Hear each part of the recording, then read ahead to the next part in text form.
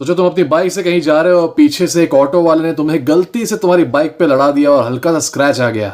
उसके बाद से तुम उठे, बाइक से उतरे और पकड़े ऑटो वाले को कॉलर से और लगे मारने, बैम बैम। उसको ऑटो वाला भी लड़ने लगा तुमसे और तुम दोनों एक दूसरे से लड़ने लगे और एक दूसरे के कपड़े फाड़ने लगे और बाद में जाके नाली में लोटने लगे एक दूसरे के साथ। लेकिन एट द एंड उस नाली में तुमने उसको इतना मारा कि ऑटो वाले ने अंत में तुमसे माफी मांग ली और उसने कह दिया कि ओके आप जीते, मैं हार गया हूं आपसे, मुझे माफ कर दीजिए। और उसके बाद तुम वहां से उठे, तुम्हारे फटे हुए कपड़े एकदम हीरो की तरह, जैसे दिखाता है फिल्मों में हीरो ऐसे वॉर जोन के थ्रू चलते हुए आता है, और तुम सड़क पे चलते हुए आए अपने बाइक की तरफ वापस। और बीच में जितनी भी लड़कियां हैं उस एरिया की, सब तुम्हारे अराउंड ऐसे आके बोली कि all hail the hero of the battle of Jhunjhunia चौक।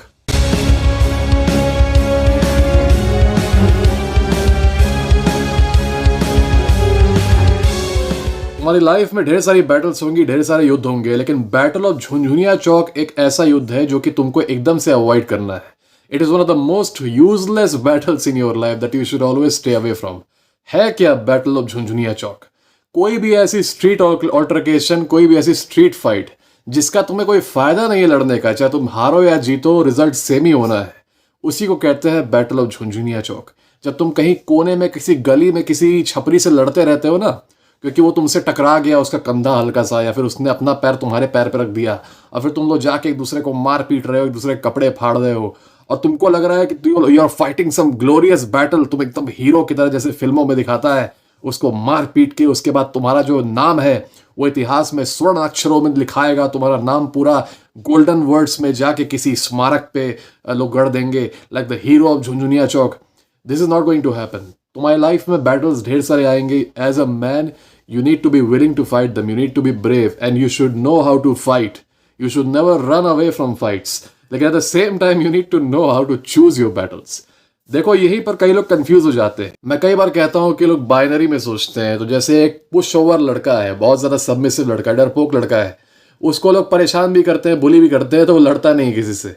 अब उसी लड़के को हल्का सा तुम बहका दो, हल्का सा उसे सेल्फ इंप्रूवमेंट खिला दो, तो वो क्या करता है, वो चला जाता है सीधे दूसरे एक्सट्रीम पे। अब वो जो लड़का कभी किसी से लड़ता नहीं था, यहां तक कि उसको तुम छेड़ोगे तब भी तुमसे नहीं लड़ेगा, अब वो राह चलते किसी से भी लड़ने लगता है, क्योंकि अब वो हो चुका है इनसिक्योर। अब उसे मैस्कुलिनिटी और फेमिनिटी के बारे में पता चल गया है। अब इन हिज फ्लॉड परसेप्शन उसे ऐसा लगने लगता है कि अगर वो हर एक ऐरे गहरे लड़के से सड़क पे लड़ नहीं रहा, इसका मतलब वो मैस्कुलिन नहीं है, वो डरपोक है, वो एक मर्द नहीं है। उसको हर एक, उसको सब्जी वाले से लड़ना है, उसको ऑटो वाले से लड़ना है, उसको किसी से भी लड़ देना है। दुकानदार जो है उसको वो 15 रुपए की चीज दे रहा है जो कि 10 रुपए की है, तो वो 5 रुपए के लिए भी लड़ लेगा, क्योंकि वो उसके ईगो की बात आ जाएगी।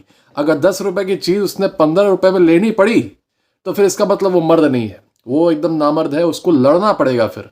ठीक है, ये उसका परसेप्शन होता है।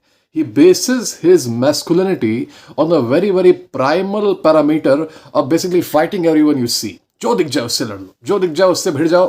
ठीक है, और तुमको पता होगा क्योंकि सड़कें हम लोग की बहुत ही क्योटिक होती हैं, बहुत ही ज़्यादा लोग जो है काफ़ी गुस्से में रहते हैं, बहुत सारे रीजंस हैं, लेकिन लोग हमेशा फ्रस्ट्रेटेड रहते हैं, गुस्से में रहते हैं सड़क पे जाओगे तो। ऑब्वियस ये बात है कि तुम उनसे इंटरेक्शन जब करोगे तो कई बार अच्छे इंटरेक्शन नहीं होंगे।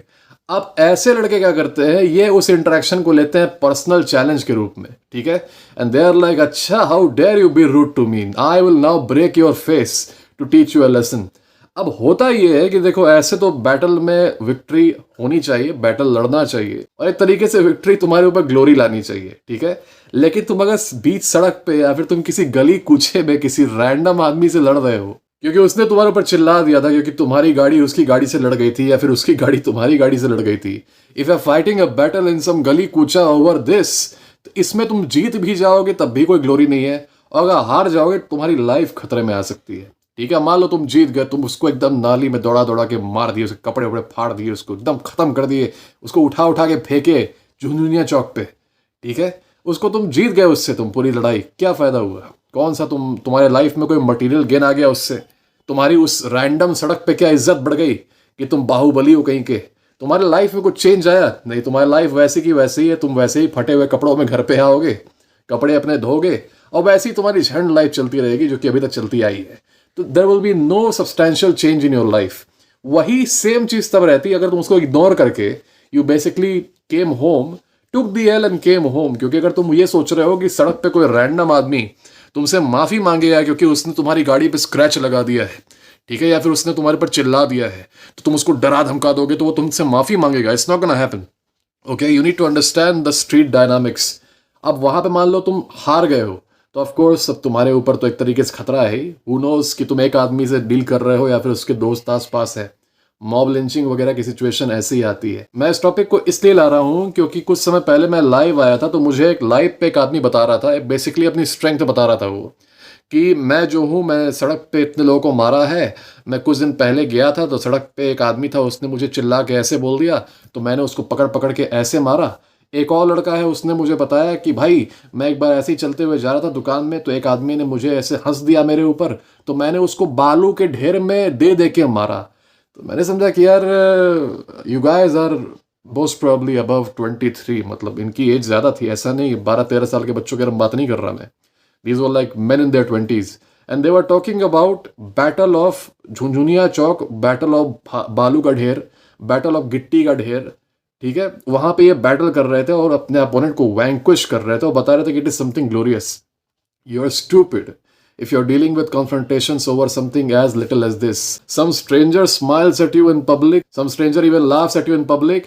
Ignore that man. Ignore that man. तुम उससे जिंदगी में कभी मिलोगे नहीं। अब देखो, एक सिचुएशन अलग होती है कि तुम्हारे स्कूल में कोई बुली तुमको मार पीट रहा है, वहां पे यू हैव टू फाइट। एक और सिचुएशन होती है तुम्हारे कॉलेज में तुम्हें कोई मार पीट रहा है, तुम्हें कोई चैलेंज कर रहा है, वहां पे यू हैव टू फाइट। क्योंकि वहां पे अगर बैक डाउन कर जाओगे या फिर वहां पे इग्नोर कर दोगे तो वो बुली तो कल भी आने वाला है ना तुम्हारे कॉलेज पे। वो तो आता रहेगा, वो एक लंबा टाइम तुम्हारे से स्पेंड करने वाला है, तो वहां पे तुमको अपना एक पोजीशन बनाना पड़ेगा।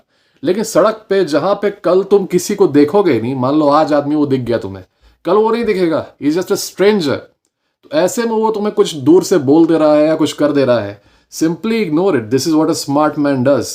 लेकिन जिनको ये रहता है कि नहीं भाई मेरी मैस्कुलिनिटी हर्ट हो गई क्योंकि एक रैंडम छपरी ने मुझे ऐसे बोल दिया और मैंने उसको मारा नहीं, तो you are being foolish basically. देखो याद रखो, masculinity is not about being a monkey, okay, it's about being a man, and being a man and being a monkey, these are two different things, okay।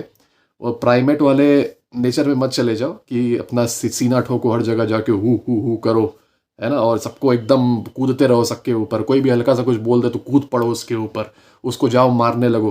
Problem यह है कि अगर ऐसा तुम nature रखोगे हमेशा कन्फ्रंटेशनल होने का, तो चांसेस हैं कि तुम्हारा लाइफ स्पैन बहुत ही लोअर हो जाएगा, ठीक है। अगर तुमको जीना लिखा होगा कि 90 साल तुम जियोगे, तो तुम हो सकता है 26 साल या 30 साल ही जियो, क्योंकि ऐसी हरकतें होती हैं, हाई रिस्क होती है। फिजिकल कन्फ्रंटेशन, लड़ाई वगैरह जो है वो दो ही कंडीशंस में होनी चाहिए। नंबर 1 सेल्फ डिफेंस में ऑब्वियसली, और नंबर 2 जहां पे उसको जीतने से या उसको लड़ने से भी तुम्हारा कोई लॉन्ग टर्म स्ट्रेटेजिक फायदा हो। मतलब तुम्हारा ओपोनेंट इस लेवल का हो कि अगर तुम उससे लड़ रहे हो तो तुम उसको हराने पे तुम्हें बहुत बड़ा कोई गेन मिल जाए, तुम्हें रिस्पेक्ट मिल जाए, तुम्हें मटेरियल बेनिफिट्स मिल जाए, या फिर तुम्हें जो भी मिल जाए, बेसिकली आगे जाके तुम्हारी लाइफ में एक फायदा आ जाए, एक परमानेंट फायदा। तुम सड़क पे किसी ऑटो वाले से लड़ लोगे तो उससे कोई फायदा नहीं है, ठीक है, उससे कोई फायदा नहीं है। You are just humiliating both of you. मतलब तुम दोनों एक दूसरे की बेइज्जती करा रहे हो, दैट इज इट। यही वजह है कि लोग बैटल ऑफ पानीपत को याद रखते हैं लेकिन बैटल ऑफ झुनझुनिया चौक को याद नहीं रखते। बैटल ऑफ पानीपत देखो 3 बार लड़ा गया, और तीनों बार क्योंकि हाई स्टेक्स थे, ग्लोरियस उसमें अपोनेंट्स थे एक दूसरे के, और लड़ाई लड़ने के बाद, हार जीत होने के बाद हिस्ट्री का पूरा कोर्स बदल गया, ठीक है, तो इसीलिए उसको याद रखते हैं। और देश में ढेरों बैटल ऑफ झुनझुनिया चौक होते रहते हैं, नोबडी रिमेंबर्स देम। तुम कहीं पड़े हुए पाए जाओगे नाली वगैरह में, कहीं बालू के ढेर पे पड़े हुए पाए जाओगे, नोबडी रियली केयर्स। तुम एक स्टैटिस्टिक बन के रह जाओगे, बस उस पेपर में कहीं पे तुम्हारा नाम छपा रहेगा छोटा सा, दैट इज इट। एक और वार्निंग है लड़कों के लिए मैं देना चाहता हूँ। कई बार अगर तुम बहुत बदकिस्मत होगे ना, तो तुम्हें ऐसी गर्लफ्रेंड मिलेगी जो कि तुमको बार बार इसी चीज पे क्वेश्चन करेगी और प्रोवोक करेगी। जैसे कि वो तुम्हें एक लड़के का मैसेज दिखाएगी कि देखो इस रैंडम लड़के ने मुझे फेसबुक पे मैसेज किया है और ये मुझे कह रहा है कि हाय ब्यूटीफुल, देखो मुझसे फ्लर्ट कर रहा है, तुम इसको मारोगे नहीं? तुम इसको मारोगे नहीं? तुम कहोगे यार सिंपली ब्लॉक कर दो इसको, तुमने इसको ब्लॉक किया क्यों नहीं, इसको ब्लॉक कर दो तो ये तुमको मैसेज नहीं करेगा। वो कहेगी नहीं नहीं नहीं, ये कैसे इसने बोल दिया मुझे हाय ब्यूटीफुल, तुम तो मेरे बॉयफ्रेंड हो ना, तुम इसको मारोगे नहीं, जाओ तुम इसको मारो। तुम कहोगे यार मैं मारूंगा क्यों इसको, ये तो यार तुम इसको ब्लॉक कर दो, दैट्स इट, इससे ज्यादा कुछ करने की जरूरत नहीं है। अब वो क्वेश्चन करेगी तुम्हारी मर्दानगी को। अच्छा तुम मतलब तुम मर्द नहीं हो, डर गए क्या तुम मतलब मार नहीं पाओगे, जाओ तुमसे नहीं होगा, छोड़ दो। अब कई सारे चोमू लड़के उस लड़की को इम्प्रेस करने के चक्कर में लिटरली ट्रैक डाउन कर देते हैं इस लड़के को, उसकी गली में चले जाएंगे उससे लड़ने कि कैसे तूने मेरी बंदी को हाय ब्यूटीफुल बोल दिया। मैं अपनी बंदी को नहीं बोलूंगा तुझे ब्लॉक करने के लिए, मैं उसके लिए आ गया हूं लड़ने इस ग्लोरियस लड़ाई को। मैं उस बंदी के लिए आके अपना मुंह फड़वाऊंगा इस झुनझुनिया चौक पे, जो बंदी मुझे वैसे भी 1 महीने बाद छोड़ देगी। I have seen so many cases like these happening, मेरे सामने हुई हैं ये सारी चीजें, in which guys have gotten seriously hurt, they have gotten bricks smashed on their heads. और पता चला बाद में कि जिस लड़की के लिए लड़ रहे थे वो तो ऑलरेडी ब्रेकअप बाद में 1 महीने के बाद 1.5 महीने के बाद ब्रेकअप करके चली गई किसी और के पास। तो तुम लड़े किसके लिए? तुमने अपनी जान खतरे में किसके लिए डाली? कई लोगों की जान भी चली जाती है, ठीक है, तुम गए हो किसी और अननोन एरिया में किसी ऐसे लड़के को मार पिटाई करने जिसने तुम्हारी गर्लफ्रेंड को बोल दिया था हाय ब्यूटीफुल, ठीक है। तुमने अपनी गर्लफ्रेंड को नहीं बोला कि उसे ब्लॉक कर दो, ठीक है। तुम्हारी गर्लफ्रेंड बना भी कर रही है ब्लॉक करने से, वो चाह रही है कि तुम उसका एंटरटेनमेंट करो जाके उससे लड़के, उससे लड़ाई करके। तुम्हारी अगर कोई लड़की ऐसी दोस्त भी है जो तुम्हें प्रोवोक करती है, अच्छा तुम मर्द नहीं हो क्या? तुम उससे लड़ नहीं पा रहे हो, तुम उससे फाइट नहीं कर रहे हो, तुम आदमी नहीं हो क्या? तुम्हारे पास स्ट्रेंथ नहीं है? ऐसी लड़की को पहले निकालो लाइफ से अपने। और बहुत बदकिस्मत हो गए तो तुम्हें ऐसी वाइफ मिल जाएगी जो कि तुमको हर राह चलते तुमको प्रोवोक करेगी, उससे जाके लड़ो। तुम बोले कुछ नहीं, अच्छा उससे जाके लड़ो। कैसे? तुम सुन लिए। एक लड़का मुझे बता रहा था अपना एक्सपीरियंस, उसका एक जोमेटो वाले से झगड़ा हो गया था, ठीक है। जोमेटो वाला वो एकदम अग्रेसिव होने लगा था उसके ऊपर, तो उस लड़के ने बहुत ही स्मार्टली सिचुएशन को डिफ्यूज कर दिया, like a smart man should. अब इस लड़के ने अपनी फीमेल फ्रेंड को बताया इस बारे में, तो फीमेल फ्रेंड बोल रही है कि कैसे तुमने ये सुन लिया, तुमने ये सुन कैसे लिया, और अच्छे से इससे डील करना चाहिए था, तुम इतने पेशेंट क्यों हो गए, तुम्हें तो इसको बताना चाहिए था असली में कि तुम क्या हो, तुम्हें तो इसको एकदम सबक सिखाना चाहिए था। ही डिफ्यूज द सिचुएशन स्मार्टली, लेकिन लड़की उसको प्रोवोक कर रही है कि नहीं तुमको उसको पीटना चाहिए था, मारना चाहिए था। वो बोल रही कि तुमने उसको मारा क्यों नहीं, तो वैसे तुमसे बोला तुमने उसको मारा क्यों नहीं, तुम्हें तो उसको सबक सिखाना चाहिए था मार के। मतलब she wants you to get into a physical altercation जो कि बाद में जाके लीगल ट्रबल में इवॉल्व हो जाए, या फिर तुम्हें ही हर्ट कर दे किसी तरीके से। ओके, ऐसी लड़की अगर तुम्हारी लाइफ में है पहले निकालो उसे लाइफ से। ऐसे अगर दोस्त तुम्हारे हैं जो कि तुम्हें छोटी छोटी, अरे वो चाट फुल्की वाले से लड़ाई हो गई, अरे वो तुमने उसको मारा क्यों नहीं, अगर वो तुमको प्रोवोक कर रहे हैं to indulge in battle of Jhunjhunia Chowk, kick these friends out right away. कोई भी ऐसा दोस्त तुम्हें जो तुम्हें प्रोवोक करता है और तुम्हें पॉइंटलेस ऑल्टरकेशंस में जाने के लिए कहता है, he is not your friend, he is your biggest enemy. वो तुम्हारे लाइफ स्पैन को लोअर कर देगा। उन सब के प्रोवोकेशन में आके तुम अपनी मर्दानगी प्रूव करने के लिए जाओगे किसी रैंडम चौराहे पे, और वहां पर जाके you can get ganged up on, तुम्हारा लिंचिंग हो सकता है, ये हो सकता है, वो हो सकता है। और यही वजह है झुनझुनिया चौक सिंड्रोम कि कई सारे ऐसे 40-50 साल के अंकल जिनका पेट निकला हुआ है, जो कि ठीक से चल नहीं पा रहे, लेकिन उनको तुम पाओगे ऑटो वाले से लड़ रहे हैं, ऑटो वाले को गाली दे रहे हैं, ऑटो वाले पे चिल्ला रहे हैं, रिक्शे वाले पे चिल्ला रहे हैं। उनको ये नहीं पता कि स्ट्रीट सिचुएशन कैसे एकदम डेडली बन सकती है किसी भी मोमेंट पे। तुम कहीं भी चले जाओ, स्पेशली बड़ी सिटीज में जाओगे ना, तुम स्टेशन वगैरह के आसपास ही देखोगे अंकल लोग, मतलब अंकल लोग ऐसे कि उनको अगर कोई कुछ कर देना, कुछ मार और दे, तो अपना डिफेंस नहीं कर पाएंगे, वो अपने आप को बचा नहीं पाएंगे। ओके, सिर्फ somebody punches them they won't be able to save themselves. लेकिन ईगो इतना हाई है कि अरे हम तो बड़े आदमी हैं, ऑटो छोटा आदमी है, तो हम तो उसको जैसे चाहे वैसे ट्रीट करें, है ना, हम तो जैसे चाहे उसको वैसे गाली दें, तो कुछ कर थोड़ी पाएगा क्योंकि हम तो बड़े आदमी है ना, है ना। तो ऐसे कोई बूमर्स होते हैं, इनका ईगो इतना हाई रहता है कि इनको लगता है कि ये सर्विस स्टाफ को या फिर ऑटो वाले को कैसे भी ट्रीट कर देंगे, वो सुन लेगा, जैसे फ्यूडल टाइम में होता था।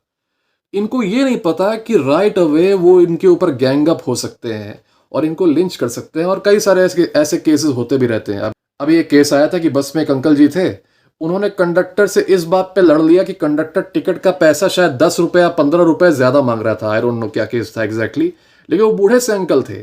तब बूढ़े से अंकल को फिजिकल अल्टरकेशन में जाने की जरूरत क्या थी? वो फिजिकल अल्टरकेशन में चले गए कंडक्टर के साथ, और कंडक्टर ने पलट के लगा मारने। तो अगर तुम्हारे अंदर नहीं है वो दम to actually deal with altercations, physical altercations, तुम्हारे अंदर इतना भी स्ट्रेंथ नहीं है कि तुम एक पंच भी ले पाओ चेहरे पे अपने, there is absolutely no need of trying to provoke other people in the streets. तुम बहुत स्ट्रांग भी हो, तुम एकदम मार्शल आर्ट्स एक्सपर्ट हो, तब भी it is absolutely stupid trying to provoke people in the streets and trying to look for street fights. Absolutely stupid. और ये बहुत ही मतलब अजीब बात है कि ये बूढ़े जो अंकल टाइप के लोग होते हैं, जो बूमर्स होते हैं, इनमें तुम ये क्वालिटी ज्यादा पाओगे। ये किसी और ही दुनिया में रहते हैं।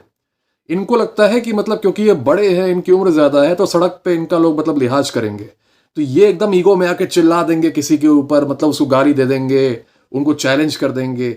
इनको ही पता है कि अगर वो आ गया अपनी पे तो ये they won't be able to last long, है ना।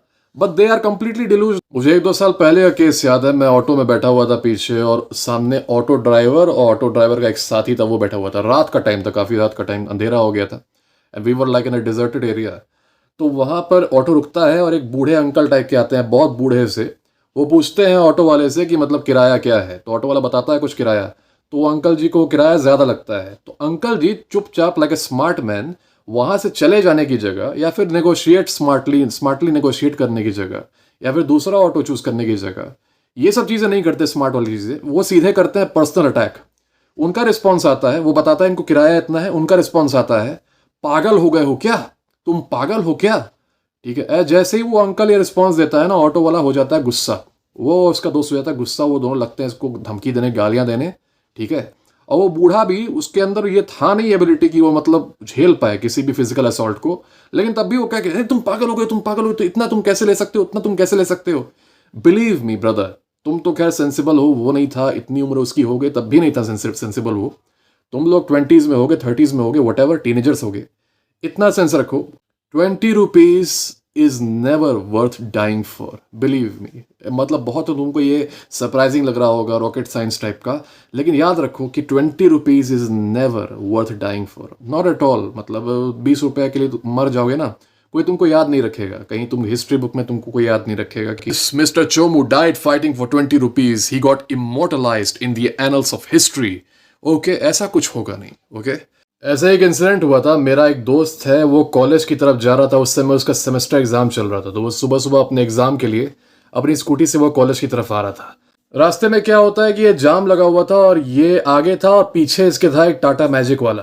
टाटा मैजिक वाला बार बार हॉर्न बजा रहा था पागलों की तरह। तो इसने क्या किया, मेरे दोस्त ने, इसने पीछे मुड़ के उसको एक बार गाली दे दी और उसके बाद फिर जाम खुल गया तो वो चलने लगा नॉर्मली, कॉलेज तक पहुंचा। कॉलेज समझो 20 किलोमीटर दूर था उसका, तो जहां पे ये इंसिडेंट हुआ गाली वाला, उससे 20 किलोमीटर दूर कॉलेज था। अब मेरा दोस्त आराम से अपनी स्कूटी चला रहा है और कॉलेज की तरफ जा रहा है। इसको पता नहीं था कि उस टाटा मैजिक वाले का ईगो इतना ज़्यादा हर्ट हो गया है कि ये उसको लिटरली फॉलो कर रहा है। 20 किलोमीटर दूर जब मेरा दोस्त पहुंचता है कॉलेज के गेट पे, तो वहां सीधे ये टाटा मैजिक वाला भी पहुंच जाता है, उसको लगता है मारने, है ना। और बाकी लोग वहां पे थे, दे वर सरप्राइज्ड कि हुआ क्या एंड दे फाउंड आउट कि उतना दूर पहले, उतने दूर इसने उसको गाली दी थी और इसका ईगो हर्ट हो गया।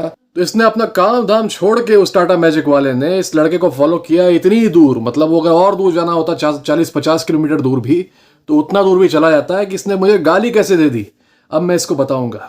It's all ridiculous. So you all guys need to understand the concept of Jhunjhunia Chowk. तुम्हारे अराउंड भी होगा, ऑब्जर्व करो, सीखो, इन्वॉल्व मत हो, लेकिन ऑब्जर्व करो, सीखो। तुम देखोगे, रियलाइज करोगे कि लोग कितने बेवकूफ़ होते हैं। Okay, you will realize, you will observe and you will learn. And never fight the battle of Jhunjhunia Chowk, no matter what happens. Fight the battle of Panipat.